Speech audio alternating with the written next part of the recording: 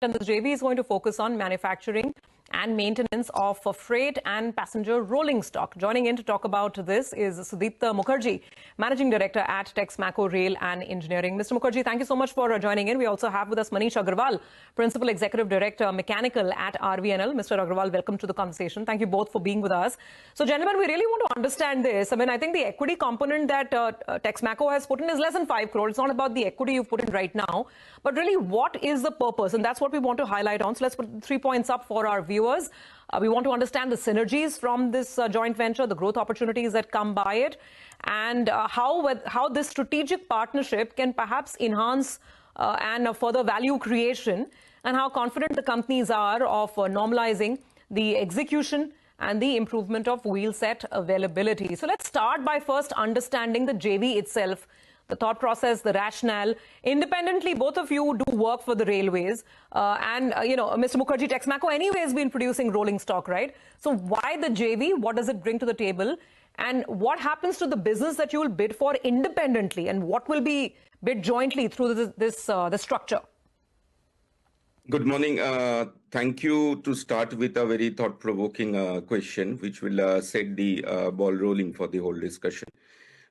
See, you have to run it through from the context that the infrastructure related story or the India growth story, that is one which is a big context.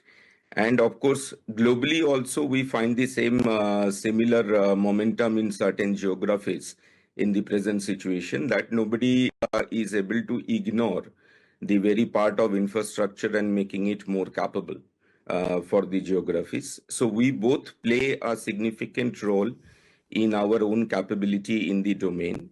But when you talk about scale and reaching to newer markets, so this JV is kind of a association which will hold a tremendous potential to unleash further new markets in terms of having more capability and putting it forward for the new India. And that's why we want to define it that it's a very unique public-private initiative.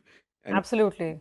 Sir, but some more specifics will help, sir. Shareholders need to understand what the rationale is. And again, I go back to that central point.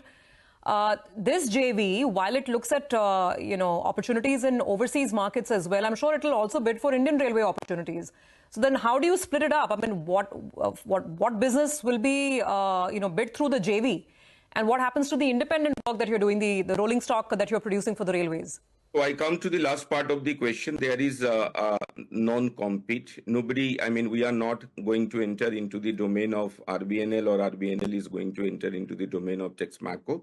So far, the core businesses are concerned. This is more related to the areas which is beyond that what today we are doing.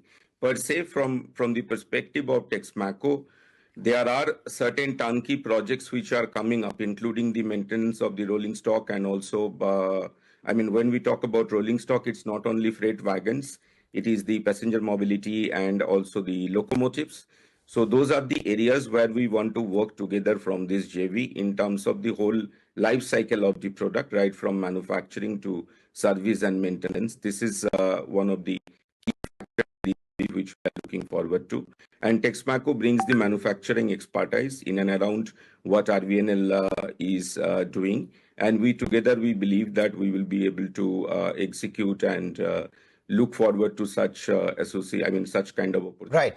Mr. Agarwal, let's ask you and put it another way. Have you set yourself a revenue target for this joint venture and a timeline by which you would achieve that revenue? Very good morning to all the viewers of your esteemed channel. See, this JV partnership has been envisaged to leverage the core strength of both the companies.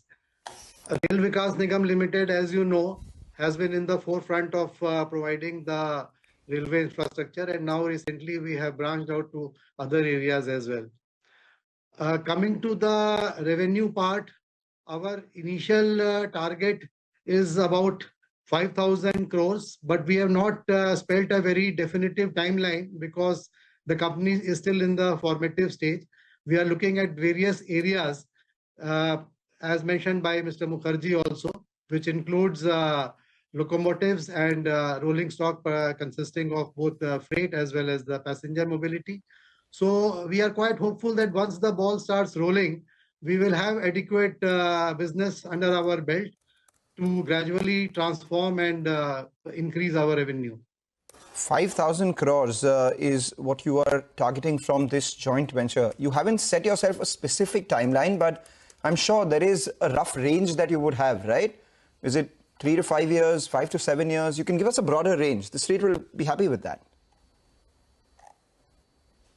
Yes, initially we are targeting a 3-year period because there are certain low-hanging fruits which we feel that can be accessed and can be taken care of quite quickly.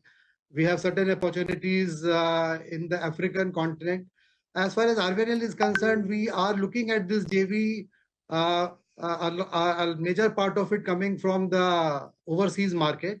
And Africa is one country where we find there are a lot of opportunities. So in the next 3 years, we are looking towards fulfilling these requirements. Mr. Mukherjee, I'm looking at some estimates on the street in terms of wagon procurement from the Indian Railways for this year. It dipped quite a bit last year. In FY25, I think it was only 9,400 wagons ordered.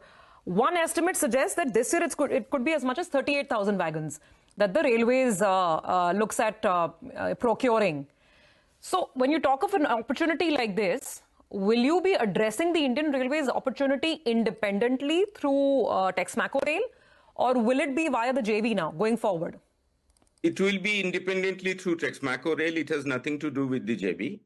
Okay. And JV is, as I have mentioned, it is beyond whatever we are doing today. It is for newer markets, newer reach, and new combination of business. All right, Sudipta, since we have you with us, let's tell us a little about execution right now. Wheelset availability was a bit of a problem. We spoke with Titagar last week as well. They did say that it continues to be a bit of an execution problem. Would you concur with that? And what are you doing to improve that? What's your execution timeline for the year likely to be? X of this JV, obviously. So for us, we would like to mention clearly that for wheel sets, we do not want to change the guidance. We had done a top line of 5,100 crores last year, and we are confident that we will do better in the top line as well as the bottom line. And regarding to the wheel thing, it is only limited to the production of the railway wagons, which is being ordered by the Indian Railways. But although there was a crisis in between, but now it has improved a lot. A right combination of Indian Railway orders and the private and export orders will be handy for us in the way forward to make successful our plan. All right. So I was just saying, no problem in terms of wheelset availability. You are expecting revenue to grow this year and profitability to grow as well. And Manish, on RVNL, first quarter margins were at a record low, 1.5%. Do you expect them to improve? What's your overall guidance for this year, X of this JV? Well, the margins had dipped, no doubt about it, because as you know that earlier, primarily we were handling railway projects only, in that to a nomination basis. But as per policy shift, we are now bidding in open market and securing projects. So this particular procedure has started in the last 1.5 to 2 years, and the projects that we have now secured, they are gradually maturing, and we are certain that in the coming times, the margin and the revenue are going to improve. So just one final question, for Mr. Agarwal. You said that the revenue potential from this JV could be 5,000 crores. By when will you be coming up with the first bids when you identify opportunities and projects? Should we expect it in 2, 3, 4 months, longer than that? When do we see action on the JV? Yes, after signing of the JV yesterday, now we will be in the process of completing the incorporation of the new company. And at the same time, as I mentioned earlier also, that we are scouting the overseas market initially to get hold of certain projects, particularly in the African continent. And we are sure that in the coming 3 to 6 months, our bids and our forays into this area will start.